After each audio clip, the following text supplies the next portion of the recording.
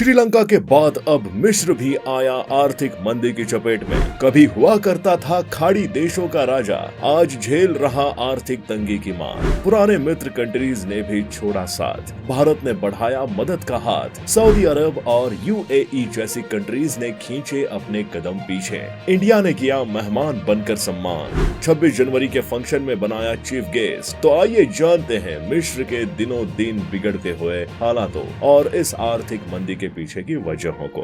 भारत जो आज पूरे वर्ल्ड में एक ऐसी कंट्री बन के उभर रहा है जिससे हर कोई जुड़ना चाहता है और हर देश इससे दोस्ती रखना चाहता है, और ऐसा हो भी क्यों ना, आखिर भारत हमारा है ही इतना महान। बात चाहे अच्छे वक्त की हो या बुरे वक्त की, भारत अपने दोस्तों को कभी नहीं भूलता है। अब जैसे अगर हम श्रीलंका की बात कर लें, जो हमारी निगबोरिंग कंट्री है और आजकल लगातार आर्थिक मंदी जैसे हालातों का सामना कर रहा है, और ये स्थिति आज की नहीं है बल्कि श्रीलंका ऐसे हालातों का सामना बीते कुछ सालों से कर रहा है। उसकी मदद भारत ने कोरोना पैंडेमिक के टाइम पर की थी। उस वक्त जब श्रीलंका के पास पैसों की काफी दिक्कत चल रही थी, इंडिया ने उसे कोरोना वैक्सीन से लेके खाने पीने और कई तरह की चीजें उपलब्ध करवाई थी। और शायद यही वजह है कि आज अफगानियों से लेके हर कंट्री इंडिया के साथ अपने रिलेशन अच्छे रखना चाहती है। और इसी क्रम में अब हमें एक और नाम जुड़ते हुए दिख रहा है।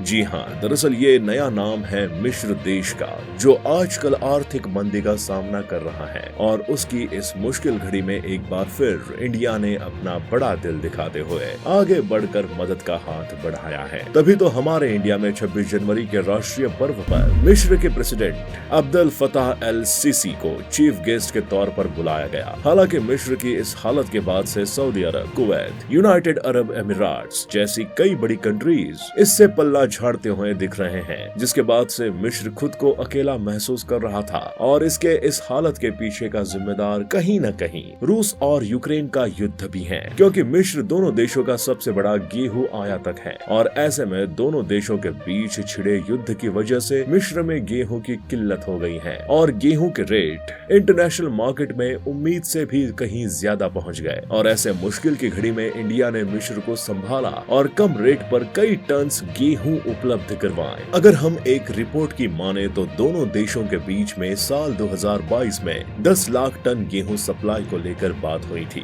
लेकिन मई के आते आते खुद इंडिया में ही गेहूं की किल्लत काफी हद तक बढ़ने लगी, जिसके बाद हमारे देश के प्रधानमंत्री ने गेहूं के निर्यात पर रोक लगा दिया। हालांकि इसके बाद भी भारत ने मिस्र और बाकी कंट्रीज जिनके सामने सच में भोजन एक बहुत बड़ी समस्या थी, उन्हें गेहूं भेजना जारी रखा। भारत के तरफ से कई बार ये आश्वस्त भी किया गया कि बेशक भारत में गेहूं की किल्लत जैसे हालात चल रहे हैं, लेकिन इन सब परेशानियों से निपटते हुए वो कभी भी इजिप्ट को अकेला नहीं छोड़ेगा और उन्हें हर संभव मदद करेगा। और भारत की तरफ से बढ़ाया हुआ ये मदद का हाथ मिस्र के लिए डूबते को तिनके का सहारा जैसी बात हो गई थी। ऐसी आर्थिक मंदी से झेलते हुए इजिप्ट को ऐसी किसी मदद की बेहद जरूरत थी। इसी के साथ हम आपको बता दें कि साल 2013 जुलाई से इजिप्ट में सरकार बदलने के बाद से ही सीसी की सरकार है और इनके कार्यकाल में ही यूएई, सऊदी अरब, कुवैत जैसे कई देशों ने काफी बड़े लेवल पर आर्थिक मदद दी थी। इसके साथ ही यहाँ की कई कंपनीज में भी इन देशों ने हिस्सेदारी की और उनके शेयर्स खरीदे, जिससे इजिप्ट को आर्थिक मदद मिल सके।